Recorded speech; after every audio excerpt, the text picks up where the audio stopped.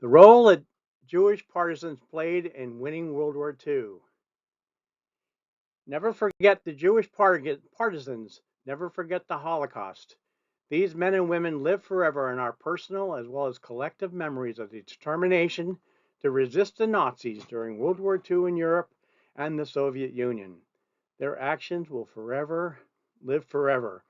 Never forget both the men and the women partisans. Never forget the Holocaust. Courtesy of the Jewish Partisan Educational Foundation. Here is a little view of what the partisans look like. They came from all the microcosms of life, from bakers to carpenters to gunsmiths to various forms of artisans and farmers and mechanics and watchmakers. Here's a view of what Europe looked like under occupied Nazis. As you can see in yellow, the areas highlighted here show the primary areas that these Jewish partisans fought the Nazi aggressors and collaborator killers. As you can see, partisans were active all over Europe, especially in the central government of occupied Poland, Lithuania, Estonia, Hungary, Romania, Greece, Italy, and of course France and the Low Countries. Anywhere the Germans occupied, you would always find a partisan group to resist. The Jewish Partisans is a member of an organized body of armed fighters, both men and women, who attack or harass the enemy, especially within occupied territory. A guerrilla. During World War II, the majority of European Jews had no idea that the Nazis were conducting a meticulous disinformation campaign to convince them that they were being resettled to work camps rather than extermination. Jewish resistance took many forms. Jews smuggled other Jews out of the ghettos, forged and printed fake documents, and sabotaged arms in the factories.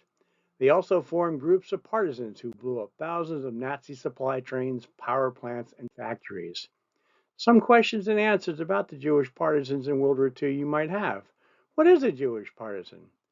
There were men, women, and even children who escaped from the ghettos or the death camps to actively fight the Nazi occupation by using weapons, sabotaging munitions at war production plants, or serving as spies and scouts for future operations against the Nazis. Who were these people? They were just regular people that fought the Nazis in all of the occupied countries that had been occupied by the Nazis. What did it affect the war effort? Their value was in the thousands of German soldiers that had to be pulled out of the front lines to fight behind the scenes partisan efforts that sprang up all behind the German front lines, destroying railroad tracks, logistic supply trains, as well as saving thousands of other Jews from the death camps. There were many Jews, both men and women, who fought the German occupation during World War II. Some of these men and women left their families to go fight the Germans from the woods and forests around their towns. Ultimately, over 30,000 of these Jews would fight the war years from 1939 to 1945 as partisans. Only 10% were women fighters. Some were fighters, others were scouts, some cooked and cleaned and cared for the sick. Partisans fought behind the German lines, attacking isolated outposts, derailing supply trains, and smuggling guns, food, and even butter and rice in and out of the ghettos. The partisans diverted large German units from the front lines, and their memory and legacy of sacrifice should never be forgotten. One partisan was Leo Kahn. Liebke Kaganowitz was a Jewish partisan. Leo shares the little-known story of the family of Jews and partisan fighters composed of Poles and Russians from Siberia who roamed the forests outside the various towns and villages in search of both food as well as weapons to fight the Nazis. As a Jewish partisan, Kahn was given professional guerrilla training and was especially skilled in the art of blowing up complete German supply trains from the locomotive to the end cars.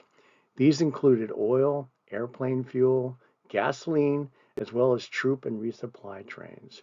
The story of the partisan struggles is as engrossing as it is terrible, for Kahn describes in lurid details those uncertain times when one never knew who was a friend and who was an enemy collaborator.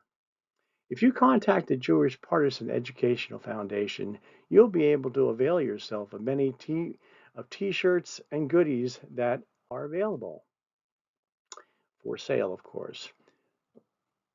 Now we come to the Bielski brothers, one partisan group. The Bielski brothers, Tuvia, Osiel, and Zeus, born to a miller and his wife, lived in Novgorod, Poland. When the Nazis invaded Poland in 1939, all the anti-Semite laws forced these and many other Jews to seek shelter away from the cities, towns, and villages, as well as enforced relocations to the Jewish ghettos. The brothers escaped from the ghetto and sought refuge in the nearby deep woods. They soon gathered quite a large collection of fellow Jews as well as reputation for fighting the Germans. The 2008 movie Defiance, starring Daniel Craig and Liev Schreiber, highlights their exploits. Here are some images of the women and men Jewish partisans in the fields, courtesy of the Jewish Partisan Educational Foundation. Jewish partisans disabled many railroad cars and tracks, keeping much needed supplies as well as gasoline and ammunition from ever reaching the German armies. By constantly destroying the railroads and rolling stock of the Germans, helped make victory possible. As you can see, a man is laying explosives on the railroad tracks. In the middle image, you'll see a destroyed supply and logistics train laying on its side. And on the third picture, you'll see one of the women partisans in the Vilna ghetto. The Bielski Brigade image here, as shown, will give you just a small glimpse of what these men and women look like as they were fighting the Nazis. It's all courtesy of the Jewish Partisan Educational Foundation. If you'd like some more information, you'll have some books here, as well as the video of the Defiance movie that you can see. Some more interesting reading and film sources about the roles that Jewish partisans played to resist the Nazi murderers during World War II that helped end World War II sooner. Women partisans. In 1941, the small Polish town of Lubenow fell under German occupation following Germany's attack on the Soviet Union. Among the 8,000 Jews in Lubenow was 16-year-old Sonia Orbach, born Sarah Scheinwab. She would later change her name to conceal her Jewish identity so that she could join a non-Jewish partisan unit close to her home. News spread quickly when the Germans began killing Jews in the Lubenow ghetto. Sonia's brother and several male friends escaped to join a partisan group, but that group only accepted young men, so the forest was the only hope for Sonia and her parents.